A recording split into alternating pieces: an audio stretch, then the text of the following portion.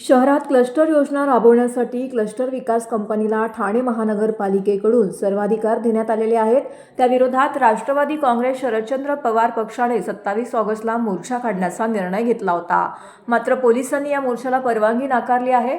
असा कोणता साप आहे की ज्याच्या शेपटीवरती आम्ही पाय दिला म्हणून परवानगी नाकारण्यात आली आहे, असा सवाल करून ठाण्यात लोकशाहीचा मुर्दा पाडला जात आहे, अशी टीका राष्ट्रवादी काँग्रेस शरदचंद्र पवार पक्षाचे जिल्हाध्यक्ष मनोज प्रधान यांनी पत्रकार परिषदेमध्ये केली आहे। मोर्चा काढण्यावरती ठाम असल्याचंही प्रधान यांनी सांगितलंय। यावेळी माजी नगरसेवक मिलिंद बनकर, युवक कार्याध्यक्ष राजेश कदम, सचिन पंधारे उपस्थित होते। खासगी कंपनीला ठाणे शहरातील विकास कामांची धोरणं ठरवण्याचा अधिकार अप्रत्यक्ष देण्याचा कट रचण्यात आलेला आहे। यापुढे क्लस्टर डेव्हलपमेंटबाबत कोणताही निर्णय घेण्याचे अधिकार सदर कंपनीला देण्यात येणार असून त्यामुळे महासभेचे अधिकार संपुष्टात येऊन सर्वच लोकप्रतिनिधींचे अवमूल्यन होणार आहे। ठाणे महानगरपालिकेच्या सर्वोच्च सभागृहाचा देखील हा अपमान आणि प्रशासकीय व्यवस्थेवरती अविश्वास दाखवल्यासारखं झालं आहे, असा आरोप डॉक्टर जितेंद्र आव्हाड यांच्या नेतृत्वाखाली 27 ऑगस्ट रोजी क्लस्टर कार्यालयावरती मोर्चा नेण्यात येणार होता। या मोर्चाला पोलिसांनी परवानगी नाकारली आहे।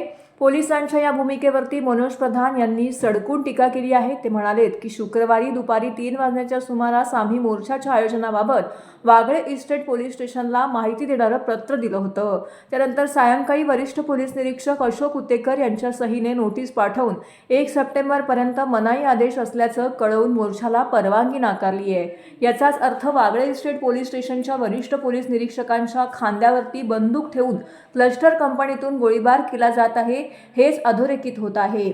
आमच्या मोर्चाला परवानगी नाकारणाऱ्या पोलीस निरीक्षक उत्तेकर यांच्यावर कोणाचा दबाव आहे हे जाहीर करावं, असं आवाहन प्रधान यांनी केलं आहे। मी 8 ऑक्टोबरला राष्ट्रवादीचं अध्यक्षपद घेतलं। त्या दिवसापासून आजपर्यंत मी 28 आंदोलनं केली। मला कधीच कुठल्याही पोलीस स्टेशननी आंदोलन करण्यापासून रोखलं नाही, किंबहुना मला परवानगीच दिली।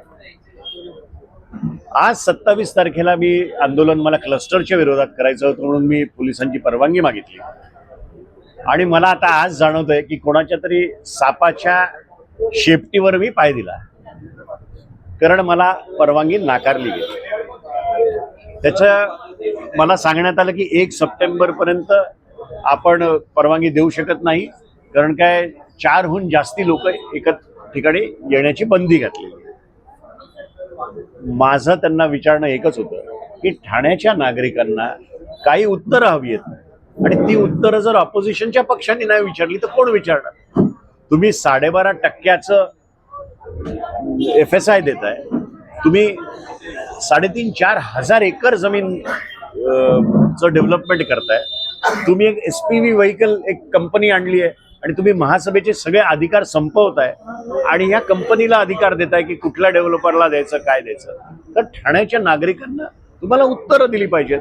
पहिलं 31 MLD पाणी आपण शॉर्टेज असताना आणखीन लाखो कुटुंब जे तुम्ही आणून बसवताय त्यांना पाणी कुठनं देणार आहात?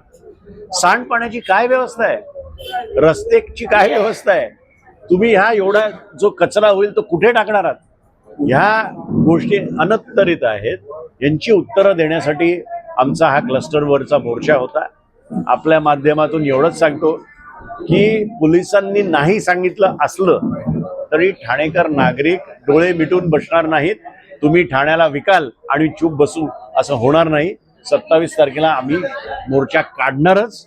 आम्ही आयुक्तांना सोमवारी जाऊन भेटणार आहोत, त्यांना सांगू की तुम्ही परवानगी देत असताना काही जसं राहुल गांधीला 30 गोष्टी लिहून दिल्या, हे करू नका ते करू नका, तशा पद्धतीने तरी परवानगी द्या, पण आम्हाला परवानगी द्या, कारण की 27 तारखेला आम्ही 100% हा मोर्चा काढणार। प्रशासनाकडे उत्तरं नसतील अशी माझी समज आहे आणि म्हणून ते आपल्याला थांबवतात, कारण की आम्ही कशासाठी मोर्चा काढतोय?